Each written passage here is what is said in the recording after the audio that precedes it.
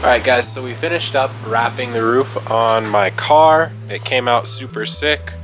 Brady had the idea to wrap it today, so we went ahead and did it, and I'm actually kind of happy that we did. There were all kinds of holes and stuff, and it was just old. The carbon fiber wrap, for anyone that is looking into buying carbon fiber wrap, the material is actually like fibery. I don't even know how to explain it. It's just like thin and kind of fibery, and it just breaks once it gets old. So I would recommend changing it probably like every year maximum.